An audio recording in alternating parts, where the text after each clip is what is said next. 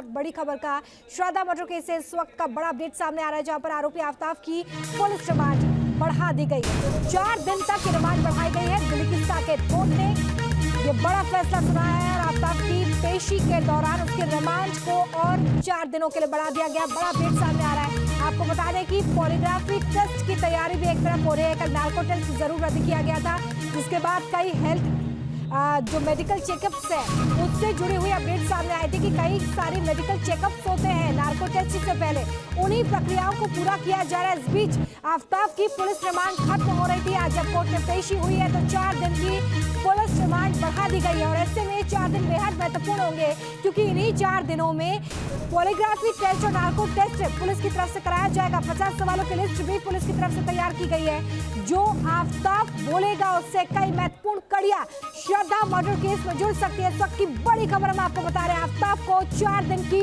Police remand पर भेज दिया गया। इससे पहले 5 दिन की पुलिस रिमांड कोर्ट की तरफ से दी गई थी, लेकिन रिमांड खत्म हो रही थी, जिसके बाद एक बार फिर से साकेत कोर्ट में आफ्ताब को पेश किया गया।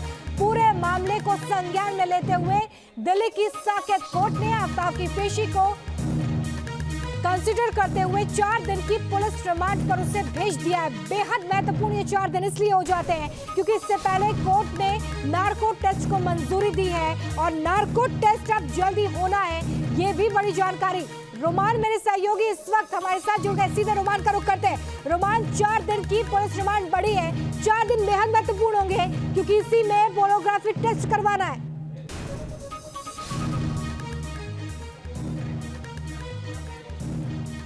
देखिए, बिल्कुल 4 दिन बहुत ज़्यादा महत्वपूर्ण है क्योंकि अब 4 दिन ही पुलिस के पास बचे हैं, क्योंकि ऐसे किसी मामले में नॉर्मली आमतौर पर 14 दिन की रिमांड पुलिस ले सकती है। 10 दिन की रिमांड पहले ही पुलिस ले चुकी है।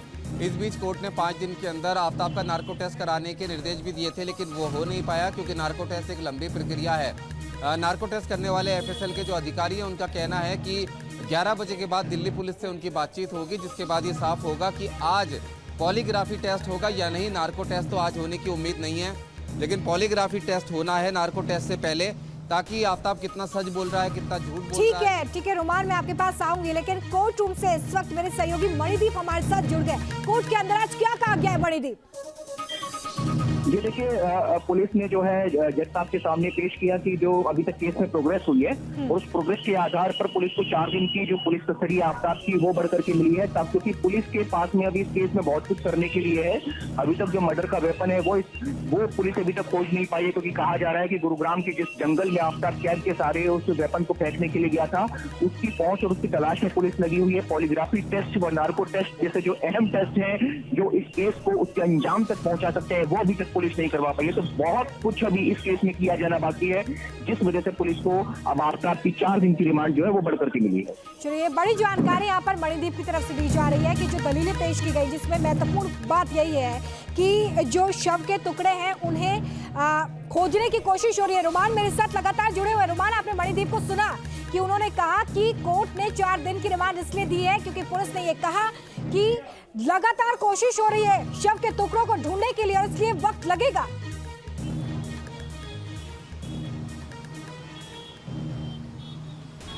देखिए, बिल्कुल सबसे बड़ी बात यह है कि इस पूरे मामले में पुलिस उसी दिशा में चल रही है जिस दिशा में आफ्ताब उनको ले जा रहा है। आफ्ताब जो बयान दे रहा है उसी आधार पर तमाम सर्च ऑपरेशन और तमाम क्राइम सीन की पड़ताल हो रही है। लेकिन सबसे बड़ा सवाल यह है कि क्या वाकई में आफ्ताब सच बोल रहा है?